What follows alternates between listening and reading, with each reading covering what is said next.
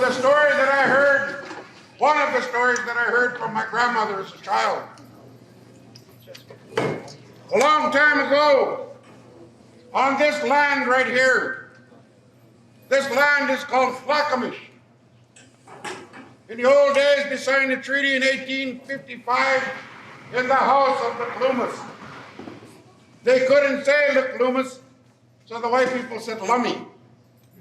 We've been Lummies ever since. We're Flakamish people here in this land.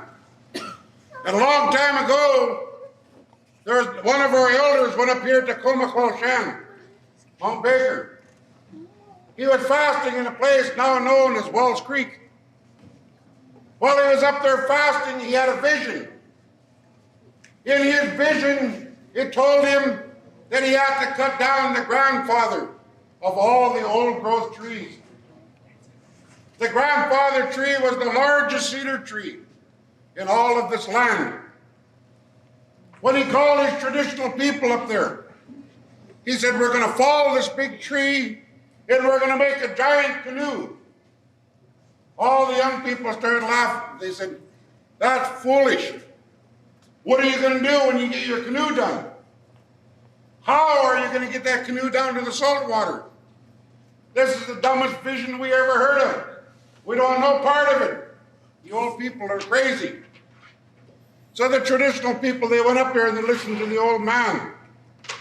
They took and they got lots of kindling and stuff and they put it around the bottom of that big tree. And they set the bottom on fire. And they took cedar boughs and they'd brush above the fire on that tree so it wouldn't burn up too high.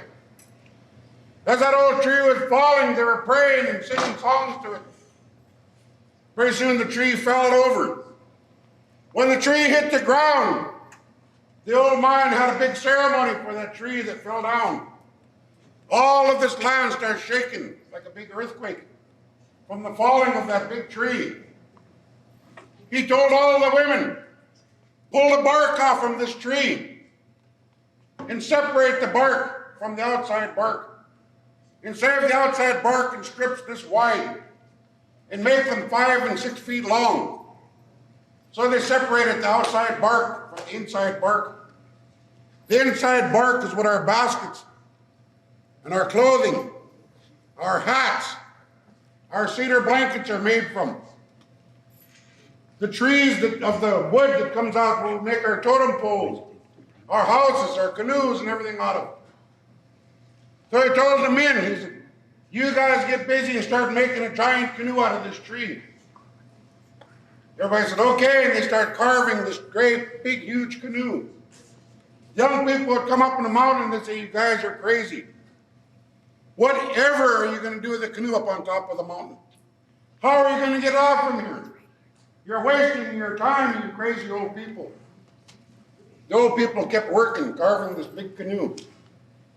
The young people wouldn't help them. They had nothing to do with it. When they finished carving this huge canoe, the old man said, now take some of the cedar bark and spin it and twist it. And they made long cedar rope. He said, now take and fall some of these other old trees and make regular sized whaling canoes. So they did.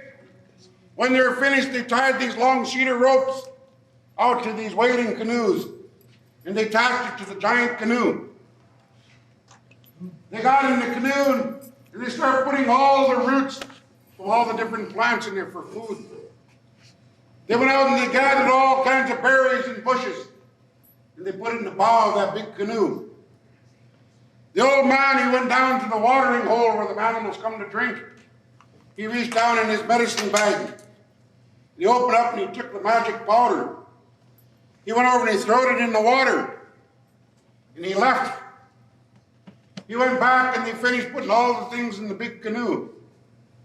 They took and they put beams across like this over the canoe. And they laid all that outside bark over it and made a roof over the giant canoe. The young people would come up and they'd look and they'd laugh, watching what was going on up here high in the mountain. They said, you old people are foolish. I can't believe what you're doing. We don't want nothing to do with this. The old man kept working. He got everything done.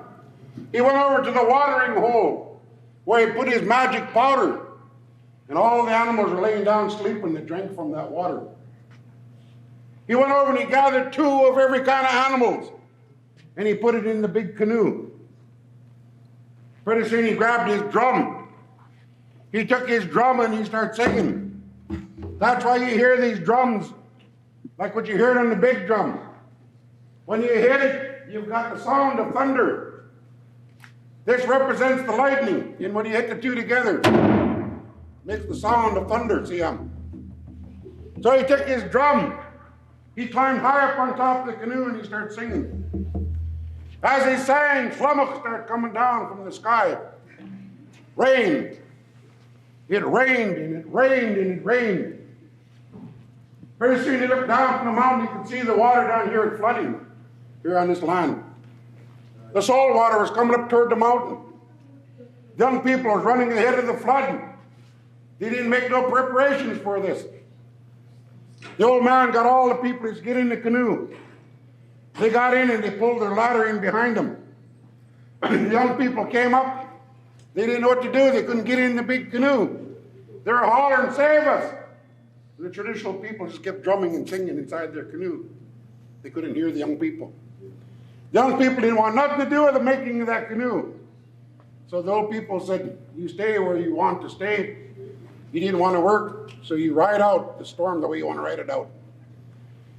He told everybody, "Walk to the bow of the canoe, Siam." Everybody walked to the bow of the canoe and it tipped. And it slid down off the mountain. When it slid off top Mount Baker, if you look up there on the right-hand side, you see a big piece of the mountain is gone where that canoe slid off there. It came down through Wells Creek Valley. When it come to the end of those big cedar ropes, it jerked all those canoes off the other mountain.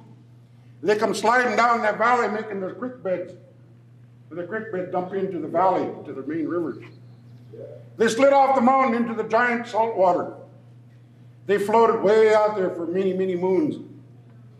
It never quit raining. It rained and rained and thunder and lightning, covering the earth. The people drifted out there for a long, long time. One day they climbed up high in the canoe and they were looking and said, "We can see land. The water is going down, we can see land." They put up their big cedar sails on their canoe and they went into that land. They landed back on the top of Comaqualshan, Mount Baker. Comaqualshan is she who watches over us, the name of that mountain. She'll always look after the people down here. So when they landed on top of Comaqualshan, the tide and the waters kept going away and going down. He told all those people, he said, "We lived off from fish all the time we're out in the salt water. So before you guys separate and go your different ways," he said, "take some of these animals out of the canoes. Put them in your canoes. He said, you guys paddle to the north in the living house, in the home of our white grandmother. You guys go there." So they took the polar bear, the caribou, the grizzly bear, all the different plants, and they went to the home of the white grandmother to the north. He told another whaling canoe, he said, "You guys go this way, in the direction of our yellow grandmother." You go there and you take the different animals and different food and travel and find land. There's not enough land here to sustain all of us. You go in the direction of our black grandmother and take different animals with the zebras and all the different animals and go down to the south. And you other ones, you go to the power, the west, to our red grandmother. When the sun and the moon comes up, it dies in the west. You take different animals and you go there. Before you leave, remember we lived off from fish all these months. So therefore, we are going to call ourselves Ish people after the fish. So we are the Thlakamish here, the Wamish, Skykomish. All the different tribes of the name of Ish are survivors of that big canoe. The real people. Anybody who don't have Ish on the end of their names are the people who come across that old ice bridge that the white people talk about. They came across on the ice bridge. We are the original people, the Ish people. So when our people came here, they start following the tide coming down. He said, take these plants out of the canoe. And all the salmon carcasses that came up and spawned and going out again, put your plants in the bodies of these salmon and they will grow. They'll get lots of food for us again. He took the animals and he gave them magic powder and woke them back up. He told his people, don't touch the animals until they multiply. Once they multiply, we can start harvesting. As long as the fish is here, we're okay. So the fish were in the mouth of the river and the people were happy. They were eating fish. Fish and the plants multiplied and they started eating roots of the plants. One day, a bunch of young people were standing down by the river over here and they're saying, fish, fish, fish, fried fish, boiled fish, smoked fish, fish, fish, yuck, I'm tired of fish. I don't want to eat no more fish. If I see another fish, I'll croak right on the spot. Salmon woman was laying out there in the river and she heard them. She got really offended at these young people talking about her children like that. Salmon woman gathered up all of her children and she swam out into the ocean. Pretty soon the people were standing around saying, where's our food? We can't go up in the mountain and hunt because the animals haven't multiplied. Now the salmon are gone, we have nothing to eat. So they start eating roots. They're going in the woods and they start learning how to eat all the different roots. Eating bark, they're eating anything trying to stay alive. The people came to the elder who had this original vision. Could you go out on the big water and look for salmon woman? He said, I'm too old. I can't make that trip. I'll send my eldest son, the Raven. He asked Raven, he said, would you go out into the salt water?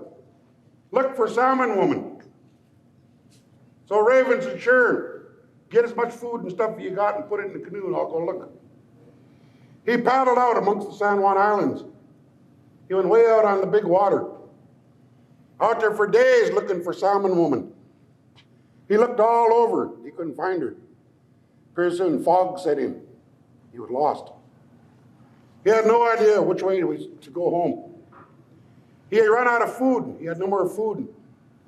He was starving to death. He went to the bow of his canoe and he took his drum. He looked up and he started drumming and singing his death song. He was dying from starvation. Right in the middle of his song, he heard this woman hollering for help. He could hear this woman someplace out in the fog. He thought, where'd this woman come from? How did she get here? He sat down, he took his paddle, and he started paddling toward her cry. As he pulled up on this woman, he looked. Salmon woman had transformed from salmon to woman. She transformed. He reached down in the water and he pulled salmon woman aboard his canoe. She thanked him for saving her life, and he apologized. She said, why would you apologize for saving me? He said, I saved you from drowning, only to come aboard my canoe and die of starvation. I have no food. I have no more water, and I'm dying myself. She said, take off your yashikun. He took off his big cedar hat, and he gave it to salmon woman. She took it, she reached overboard, and she scooped up her children. She had her children, the salmon, in the hat. She took the seats out of the canoe. She broke them. She rubbed them together, and she made a fire in the canoe. She took some of her children out of the hat, and she cooked them, and she fed him. Raven regained his strength, and he thanked her. He said, but I'm still lost. I don't, even now that I got my strength back, I don't know where home is at.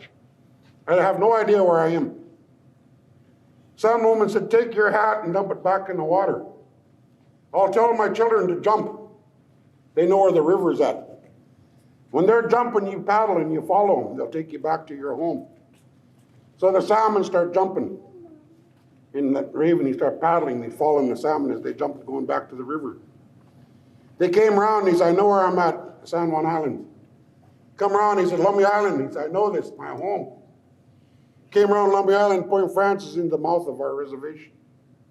Our people were happy to see the salmon coming back by the thousands. Raven pulled in with salmon woman in his canoe.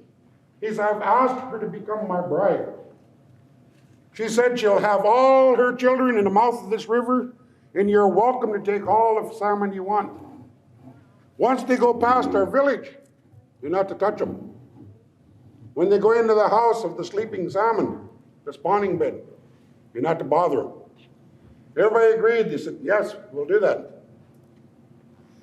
Pretty soon the old man said, the animals have multiplied. Go to the mountain and hunt. The people were very happy. They're going to get meat for the first time in years. Everybody's getting ready, getting their spears and their bows to go up the mountain and hunt. As they're getting ready to go, Shotgun, the brother to Raven, come up and he said, my wife is pregnant. When she's pregnant, I'm not allowed to touch my hunting gear. I can't touch fishing gear because my wife is in a miracle state of life. And if I touch anything, the animals will smell it and they'll leave because she's getting ready to perform a miracle of birth. So I can't hunt.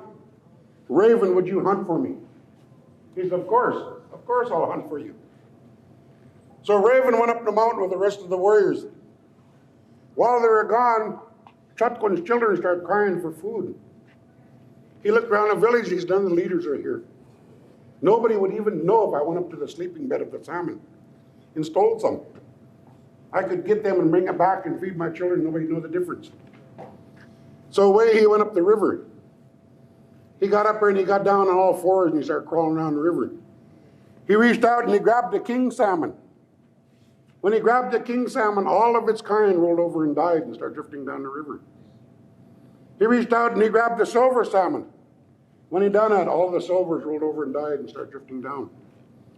The people down the village seen all these carcasses coming down the river, and they started crying. Somebody's in the spawning bed.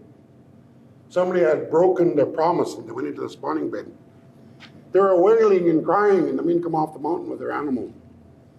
They got to the village with their elk and their deer, their bear, their beavers, all the kinds of different food they brought down. When they got there, they found their people all crying. They said, what's the matter? And they said, look in the river. Silver blanket of salmon drifting down, carcasses. They said, somebody's in the spawning bed. The salmon woman said, whoever it is, had best be punished really bad. If you do not punish whoever's doing this, she said, I'm going to take my children and I'll never come back. So Raven went up. They got up at the headwaters of the river. There in the spawning bed was his brother, Shotgun. Crawling around on all fours, he reached out and he grabbed a hold of the dog salmon. They all died. He started to touch the sockeye and they all rolled over and their kind died. He was just reaching for the steelhead and Raven said, stop. Do not touch that. He said, the salmon are easy to catch while they sleep, brother. He said, but you're killing all of that kind. Don't touch the steelhead. So Shotgun didn't. He didn't grab the steelhead. So Raven reached in his medicine bag once more. He got out the chas, the black powder that we use here in Indian country. He took the chas and he threw it on his brother, Shotgun. His brother turned all black from that black powder. His brother's nose got big and got big teeth. His hands grew great big claws on him. His back feet got big claws and he got long black hair all over his body. Shotgun became the bear. He said, because I found you crawling around in the spawning bed. This is the only place you'll ever be allowed to touch salmon again. This is the only place you and your kind are welcome. If you come within range of my village, we'll kill you and we'll eat you. You'll never be able to speak to us again. I've taken your tongue away from you. You can't talk to your brothers and sisters no more. You're not a part of our village, stay away. So the people went down and Salmon Woman said, from this day forward, I'll never allow all my children to come back in the river at the same time because you people can't be trusted. From now on, I'm going to let the king salmon come first, then the silver salmon, then the sockeye, then the humpies, then the dogs, then the steelhead. And as they come through, you're welcome to have what you want in front of my village. Once they go past beyond the village, you're not to touch them. Agreed? And everybody said yes. Because of what Shotgun done here, destroyed all these fish. The first salmon that comes back, you're to take him and strip him of all of his flesh, like what we ate here tonight. And you're to take his carcass and you put it on a bed of ferns and cedar boughs. You're to take it down the mouth of the river and you're to pray to his carcass. And you're to lay it in the water and have the first salmon ceremony. He lay there and he pointed his head upstream. So when his descendants come back, they know which way to go to the spawning bed. So every year we have the first salmon ceremony here in Lummi. Every year.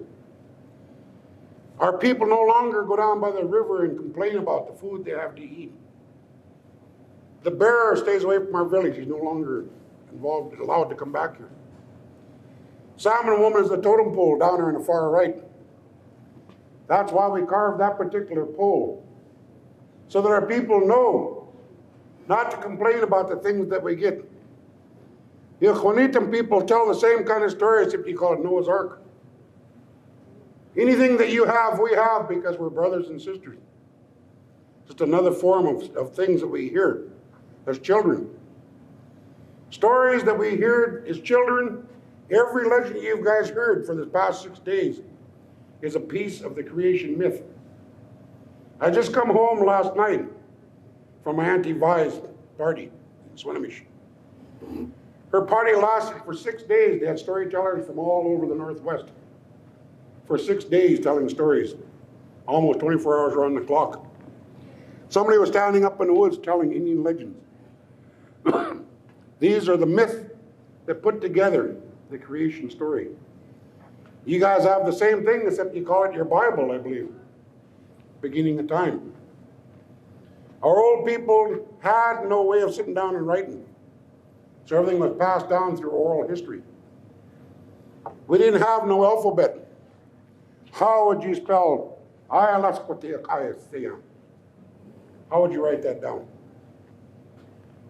Now they're starting out with a new alphabet that they can write kind of what that says.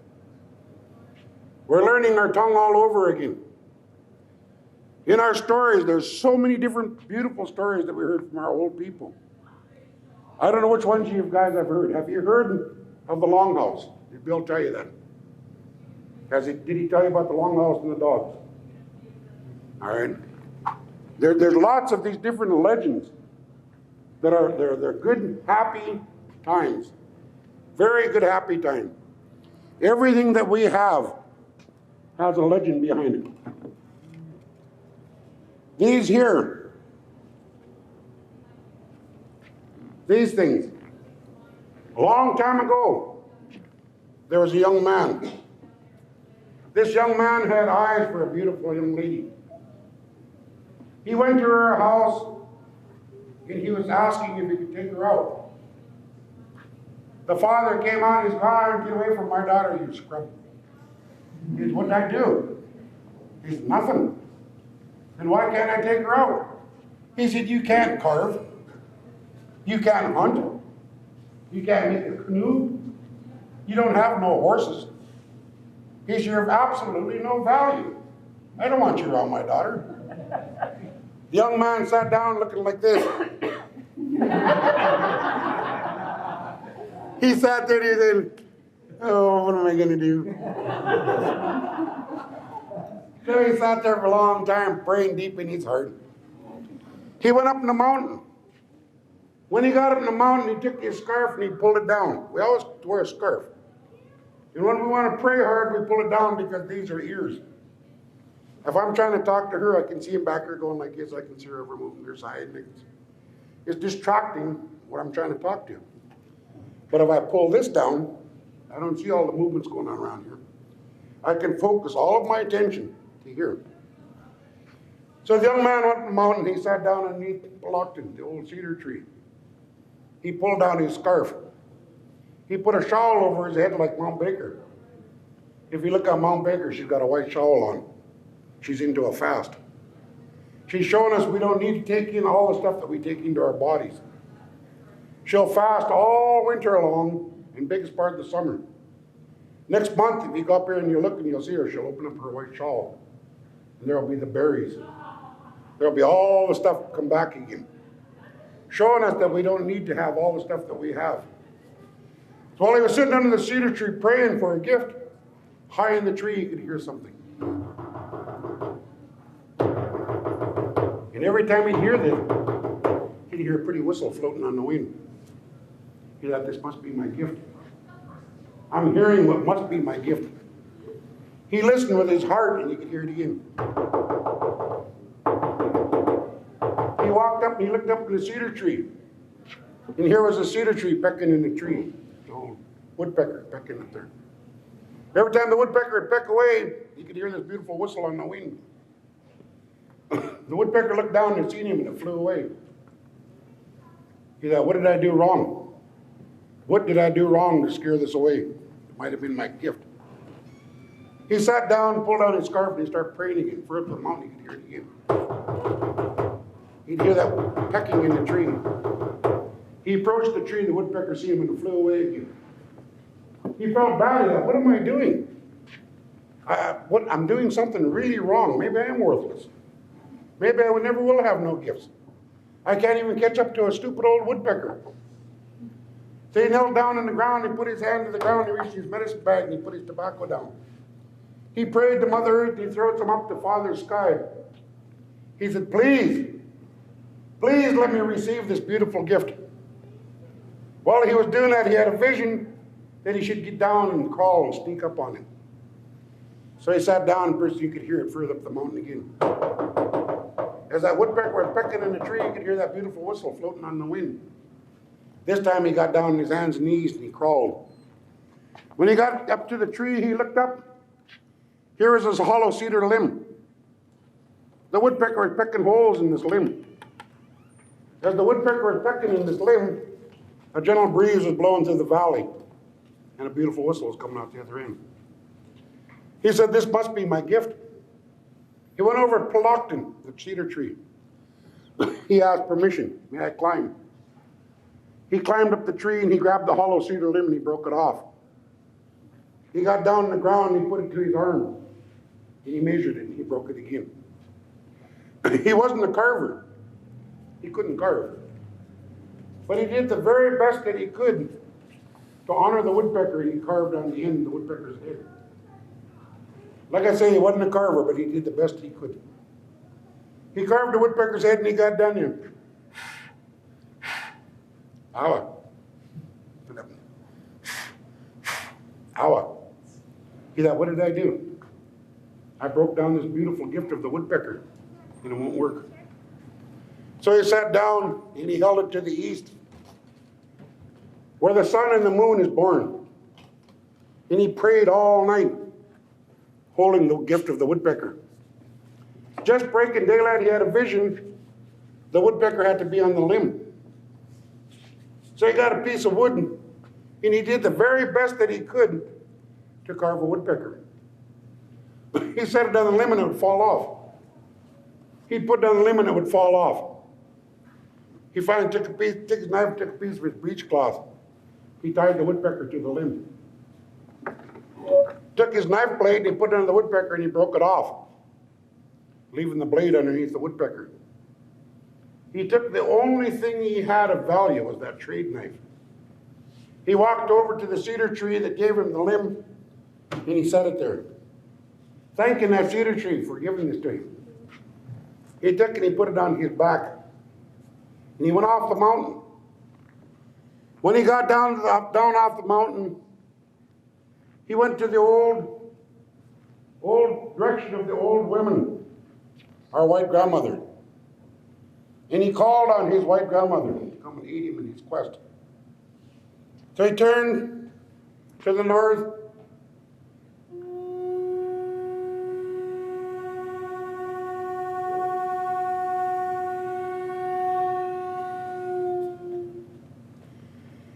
He turned to the east to call on his yellow grandma, asking her to aid him in his quest.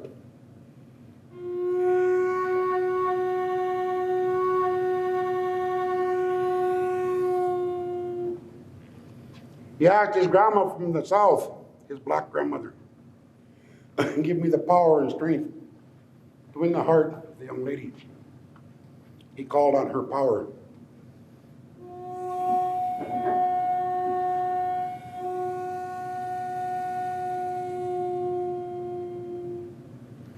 He asked his red grandmother, where the sun and moon dies, power, the west. Asked for her power to come to his center.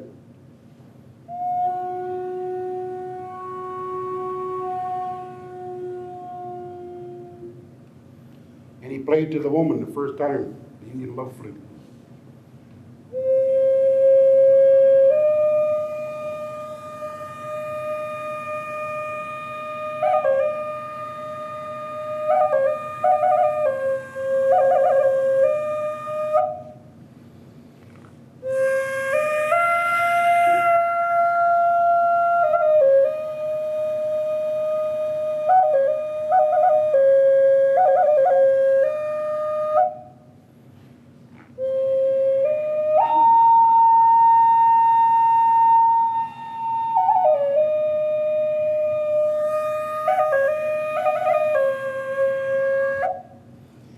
When the father came out, he took this and he gave it to the father. The father was so happy to receive the first flute. He's not only can you date my daughter, but you can have her hand in marriage. So, the woman and him got married. They then went high in the mountain. Once they got up there, he asked him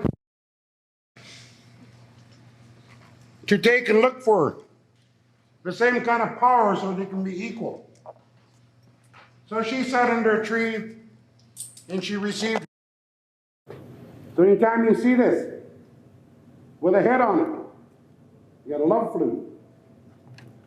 So the new bride received a prayer flute. So when you see them, like the one that my wife was carrying, a straight shaft, you got the prayer flute. So she sat down and she received this, and she played an answer. She played an answer to the flute that he played.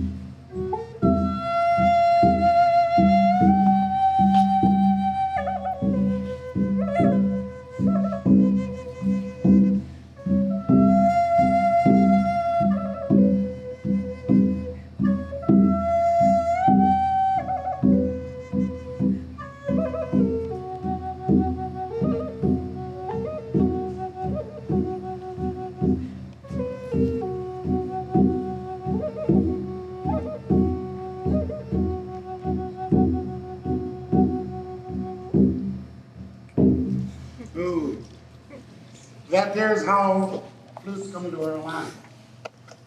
It has a story. Anything that you hear has a song. The first noise that each of you guys made when you were born was your cry.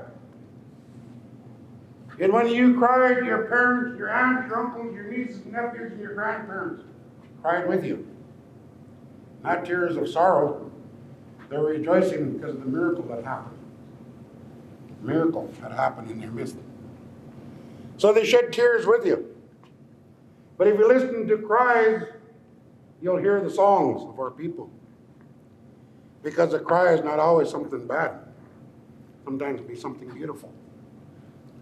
When the people first come to our land, when you people came, and you arrived in our land years and years ago, you came here talking to us with a strange sign language that we didn't understand. We couldn't understand your tongue. You spoke a different language than our people. But we see you look up. We knew if you were looking up, you must be talking to Chal, what you guys call your God. My people listened with this, third year. They listened to the beliefs of the Juanitan people. And the first song that come to our land, the people came and they were singing, Jesus,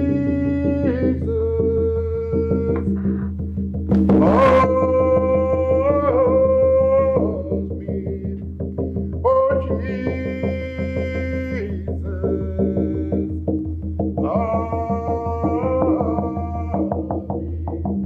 my people couldn't talk English. They did not know what it was that you were saying, but they knew you were talking to our Creator because you were looking up. Our people like to talk with a drum in their hand. So they took the drum and they listened to the song that you were singing and they said,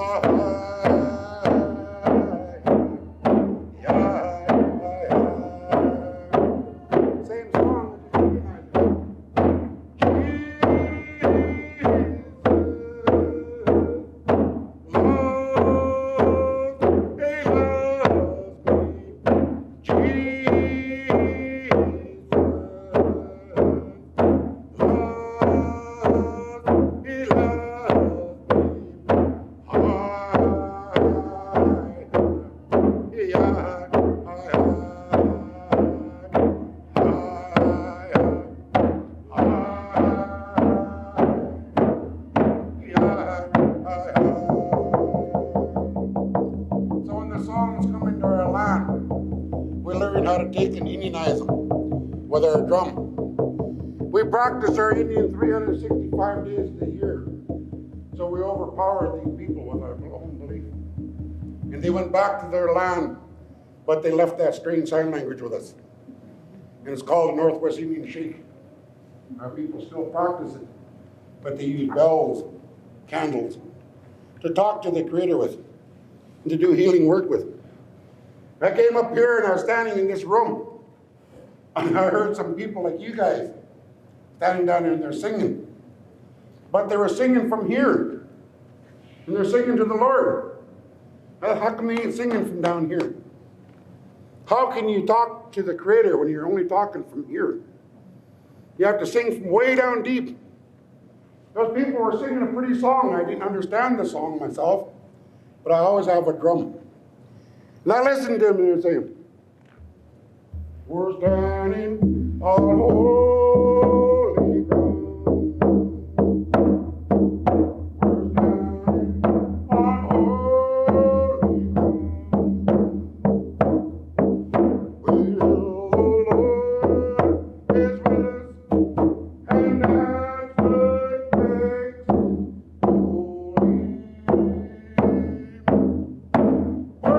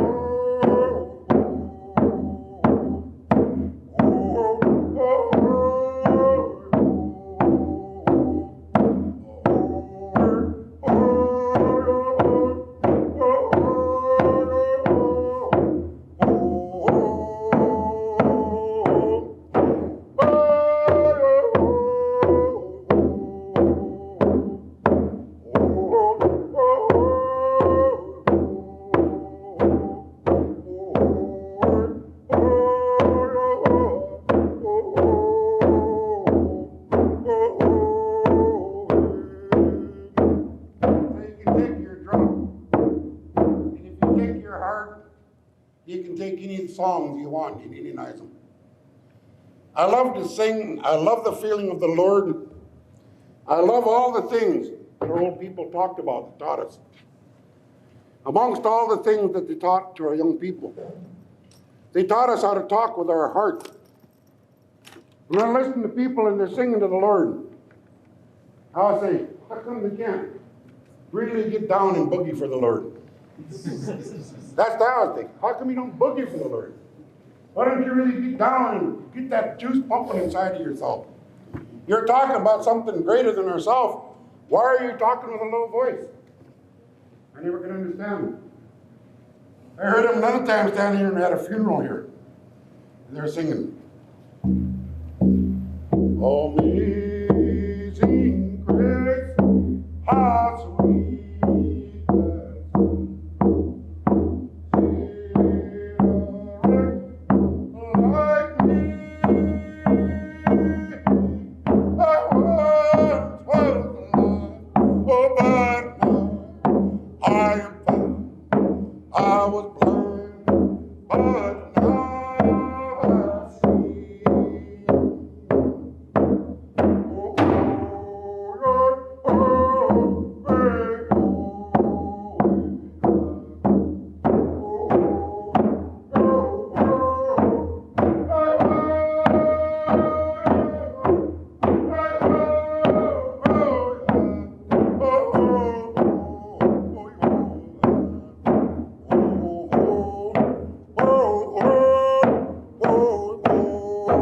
oh, praise God, praise God, let's all praise Him. Praise God, praise God, praise God, praise God, praise God. Oh, let's all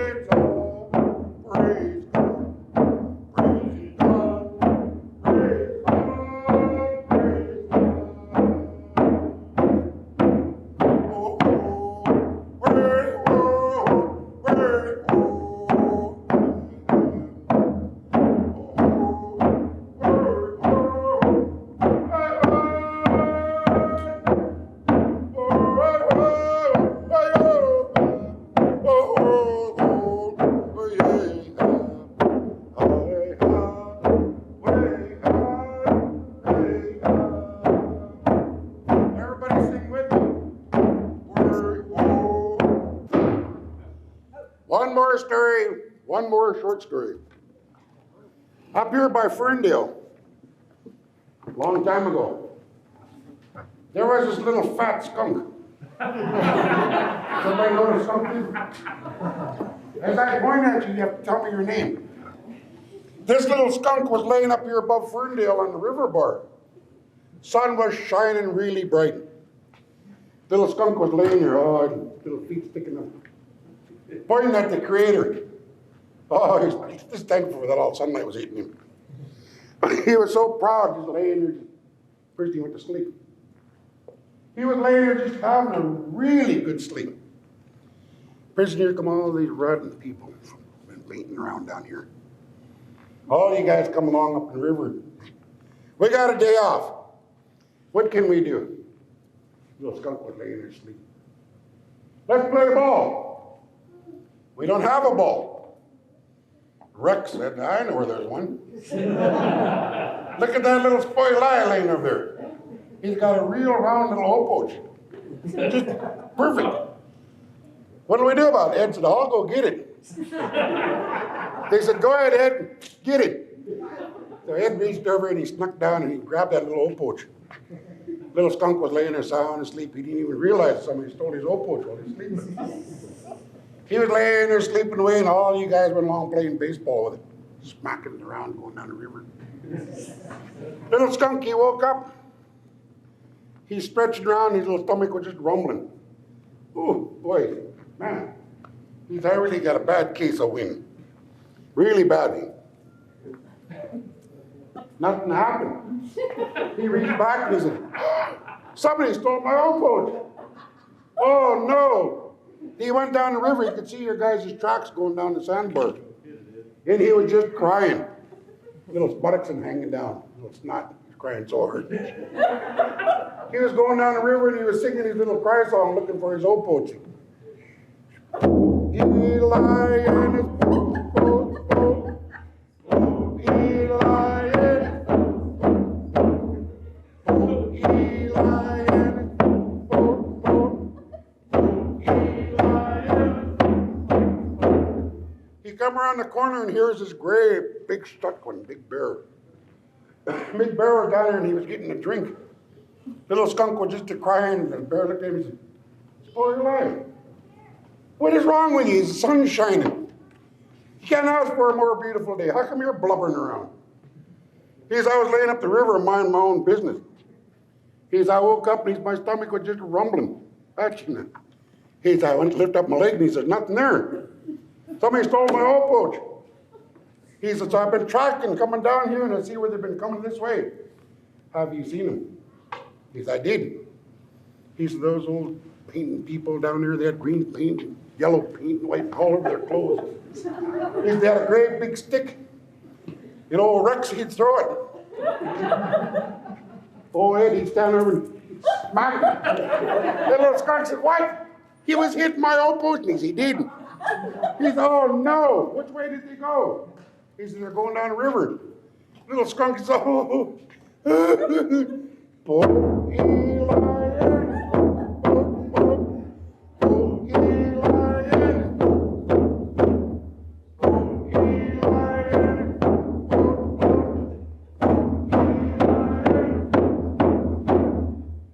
Around the corner and here's a big mawich, big deer standing there getting a drink.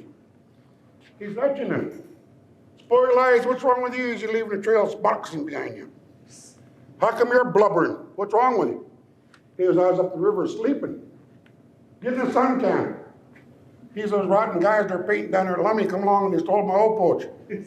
He's, "I seen Brother Bear up the river and he said they're coming this way, smacking it with a stick." Deer says, "True." He said, "You seen him?" He said, "Did." "What happened?" He's, "They're coming by here." He's, "Lynn had it." Boy, she had she chucked it. Throw it over. Old Dudley caught it and threw it back. Geez, old Jules went whap. Jules smacked that little old boat and away went.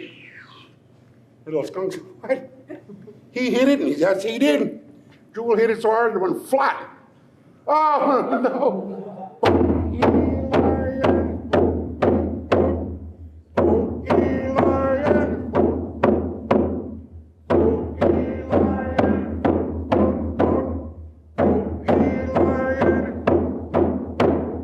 He got down the river.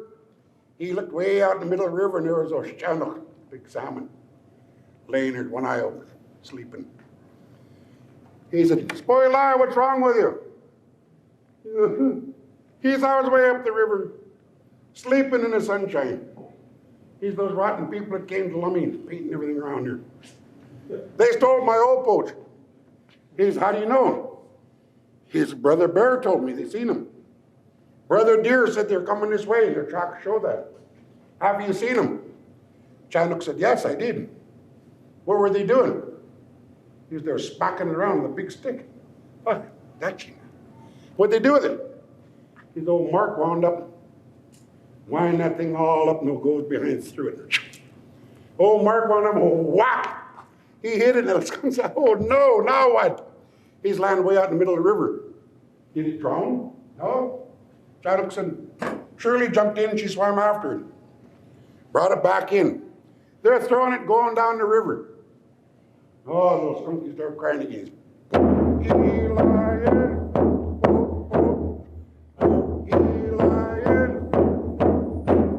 He got down here by the Catholic Church. Those two great big tall totem poles. He was standing underneath that totem pole crying, big snot hanging out. And that eagle up on top of the totem poles said, "Spoil liar, what's wrong with you?" He said, "What's wrong?" He's, "You sit up on top of your post where nobody can get you." He's, "I was down here on the ground sleeping, and those rotten people came and stole my old poach while I was asleep up on the riverboard." He said, "The bear verified it, the deer talked about it, and the salmon seen them. Can you see them where you're at?" Oh, eagle sitting on top of that pole looked down to the stormish ground. "Power. He looked over toward Fish Point. Nada.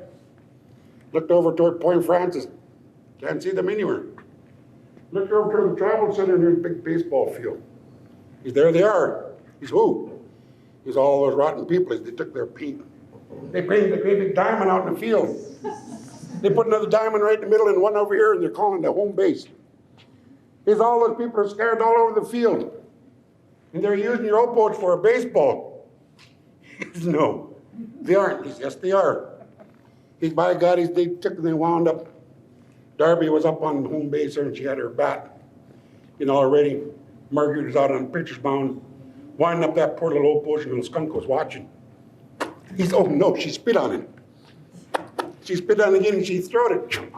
Darby hit that bugger way out in the right field. This boy Lai, he was running.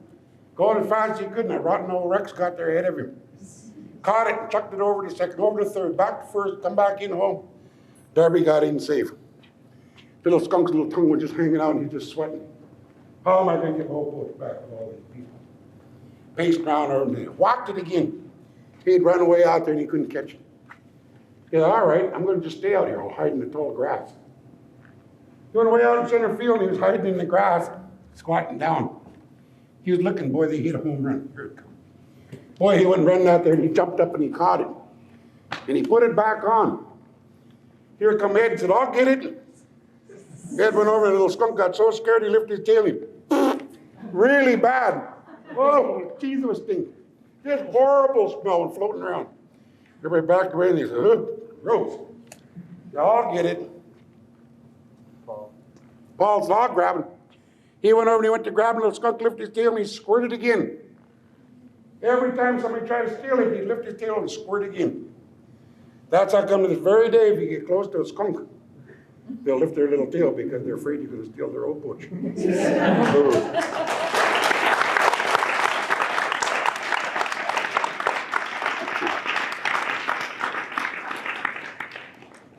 Any short ones you can think of? Any short ones you can think of? Nada? Yeah. Stories are all long, so I'll let that one go at that. I'm glad that I come here and share some stories that I heard from my grandmother. In the nighttime, we didn't have electricity when I was little. So if she went out and got blackberries like Jewel and Darby did, she went out and got some squeegee. She went out and got some crab. She went out and got some gooseberries. He went out and got an elk. She went out and got a beaver. She went and got a salmon. By the time this whole group sitting right here got the gathering for the day, they'd come down and lay all their food in front of the cook. And we'd all bring a cup, saucer, dish, knife, fork, and spoon. And we'd go sit down and we'd gather from these cooks. Our elders would get up and they'd start pacing back and forth. And we'd sit down on the logs with our elbows. We knew that we were going to start hearing stories. All the women would get busy and they'd cook all that wonderful food that everybody brought in. And every night we'd have a captain's dish. We'd have a huge meal. We had no electricity, so we didn't have no refrigerators and freezers. We shared everything we had. We had no road, so we came from by canoe. We brought our very first little Model A pickup into Old River on 2 canoes with some boards across it. Went up river in high tide, and we cut down a bush and drove a little Model A onto the canoes.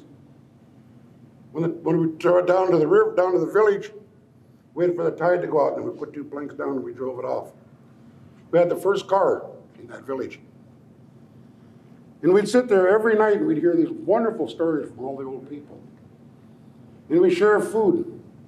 We had absolutely no idea that we were poor until they told us we were. We were poor because we didn't have money. But when the Depression come along, they were jumping out of buildings. They were jumping out in the traffic and getting run over, and what's wrong with them? They don't have no money. What is that? It's their value. It's how can they be hungry when the tide's out, our table's set. The tide goes out, all the clams and crabs and everything is there. We want meat, we turn around our backyard and we get deer and elk, beaver, bear. So we had no idea that we were poor until they told us we had no cash. They said, if you guys got a trail through your mountain, and if you carry these poles in here and dig holes, Stand them up, we'll put electricity into your reservation. So we had a big meeting, big council meeting amongst all the people. We agreed, yes, we'll chop it down, so we chopped a trail through the mountain to the highway. We brought in the first poles and they stood them up and we were amazed watching these guys put spikes on their feet and climb up there, put wires. And sure enough, they put electricity in our homes. As soon as they did that, we quit sharing our food. Now we had refrigerators. But when I'd sit down to eat at night, I'd just have whatever I got. If I got a fish, that's all I had. Because I didn't have all of this stuff that everybody else had. So I had to learn how to start eating differently. Pretty soon, this guy come to our village and he said, I want $300 for each house. $300. Where are we ever going to get that kind of cash? We have to pay for electricity bill. We thought it was free. They said, no. We said, we'd put it in your house free. But there's a bill for having it in there. So we went down, we dug our clams and we sold them, our razor clams, until there was hardly any left. We put nets in the river and almost wiped out the salmon. We killed off almost everything we have to start paying for this. We sat back and we had a meeting amongst the villages. Why do we have to have electricity? When it's daylight outside, why should we have lights? At nighttime, we're tired, we should go to sleep anyhow. Why do we have to have this? Then they introduced the most horrible thing they could give to man. Watch. They gave us a watch. Now we have to wake up in the morning at a certain time because it's time to get up. I sit down and visit with you guys and say, whoops, I can't tell you no more stories. It's time to get tired. It's time to get hungry, so I sit down and eat. We wear these things so much, they brand us. We get branded by these. This is my winter color. But we wear this rotten thing and we live by it. I gotta be to work by 8 o'clock in the morning. I have to stay there until noon before I can go out for lunch. Gotta be back here by 12:30. I have to stay there till 4:30. Then I have to rush home because it's time to get hungry. After I get through eating, then it's time to go to sleep. I'm tired. I don't have time to visit my wife because my watch says it's time to be sleepy. So it's time for you guys to leave here tomorrow. And that's why I don't like these. I don't like these. We had a good time here. We enjoyed one another's company. I got to hear lots from you guys when I was over at Bill and Fran's for lunch. I got to meet quite a few of you. I seen you last year when you were here working. Your work is going to last you for a long, long time, but these poles that we worked on and carved are going to stand in this building forever. As long as this building stands, these poles will stand. As long as these people are here, they'll always remember each and every one of you for what you've done at their homes. If they're happy, then we are all happy because we're part of that community. And you guys are teaching your children, young people are walking behind you, how to be a leader. One day this young man's going to be a really good leader. A good leader. Not afraid to work. Not afraid to reach out and touch. A lot of times I talk in huge conferences. When I'm talking, I'll say, all you people, join hands. You'll see them kind of go. And they say, I'll bet you $2. Those people who can't touch was raised in a crib. I bet they have no plastic jug stuck in their face. They weren't put to their mother's breast. They weren't held by their parents and grandparents. They're stuck in a crib and they don't know how to touch. And you get in big crowds, you really find that. If you're not a Christian person, you don't know how to touch. You flat do not know how to cuddle one another. If you walk up to a woman, put your arm around you. What do you want? What are you doing? People who are raised by people, like Indians were. We were never spanked when we were little. We were never spanked. There was a man who comes to our village. He was a spanking man. If we were bad and our parents told that spanking man what we did, he was beat us so bad our dog's nose would start bleeding. And by God, we respected our parents because they never hit us. We never thought about them being the tattletailer to the spanking man.